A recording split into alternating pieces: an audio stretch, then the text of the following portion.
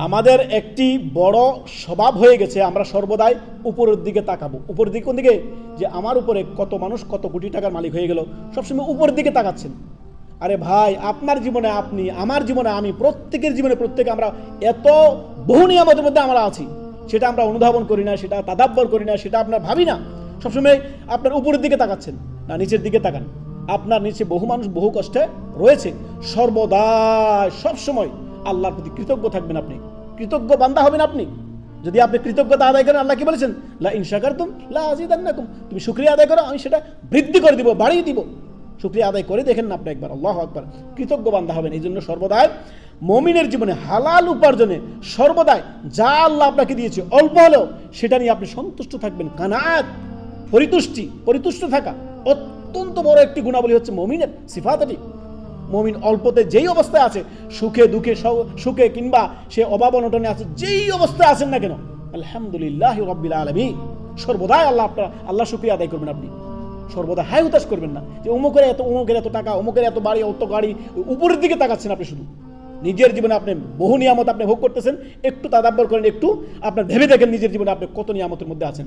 এই সুস্থতা আল্লাহ আপনার নিয়ামত, সুবহানাল্লাহ। দুনিয়াতে বহু নিয়ামত আপনি ভোগ করতেছেন। দু চক্ষু আল্লাহ দিয়েছেন, দেখতে পাচ্ছেন। বহু অন্ধ মানুষ রয়েছে, আপনার দু পা রয়েছে, হাঁটতেছেন। বহু মানুষের পা নাই। আপনার দু হাত রয়েছে, সবকিছু করতেছেন, ধরতেছেন, অথচ বহু মানুষের হাত নেই। এই জন্য সবসময় খেয়াল রাখবেন, মুমিন বান্দার বড় একটি সিফাত, মুমিন বান্দার বড় একটি গুণাবলী হচ্ছে সে সর্বদাই নিজে আল্লাহর প্রতি কৃতজ্ঞ থাকবে। কৃতজ্ঞ বান্দা সর্বদাই সুখে থাকুক, দুঃখে থাকুক, অভাব অনটন থাকুক, সর্বদাই বলবে আলহামদুলিল্লাহি রাব্বিল আলামিন। কানাআত, পরিতুষ্টি অত্যন্ত বড় একটি উচ্চতর মুমিনের গুণাবলী এটি, সুবহানাল্লাহ। সাহাবায়ে কেরাম খাবার কিছু নাই, খেজুর আর শুধু একটু পানি, একটা দুইটা খেজুর খেয়ে একটু পানি পান করে তারা কি বলতেন? আলহামদুলিল্লাহি রাব্বিল আলামিন, যে রব আমাদেরকে, যে প্রতিপালক আমাদেরকে রিজিক দিয়েছেন, সুবহানাল্লাহ। রাসূলুল্লাহ সাল্লাল্লাহু আলাইহি সাল্লাম একদিন আপনার ক্ষুধার্ত দুপুরবেলা বের হয়ে গেলেন।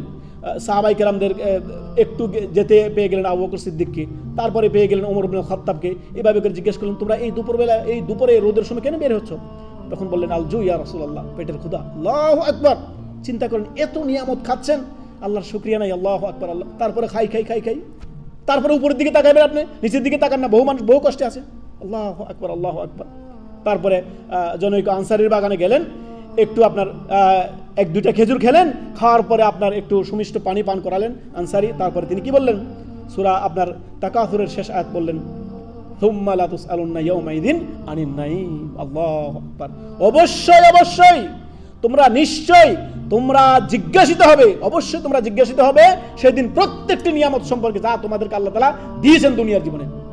সুস্থ আছেন আপনি, শারীরিকভাবে কোনো অসুস্থতা নাই, আপনি বলেন আলহামদুলিল্লাহ। আল্লাহ আপনাকে ঈমান দিয়েছেন, বলেন আলহামদুলিল্লাহ। সহিহ আকীদা দিয়েছেন, বলেন আলহামদুলিল্লাহ। আর কি চান? শুধু টাকা পয়সা ধন দৌলত দিয়ে আপনার বাড়ি গাড়ি করে ফেললে মনে করেন অনেক কিছু করে ফেললেন? না, মোটেও না। আপনি আল্লাহর আনুগত বান্দা, এটাই সবচেয়ে বড় নিয়ামত। সবসময় খেয়াল রাখবেন। দেখেন,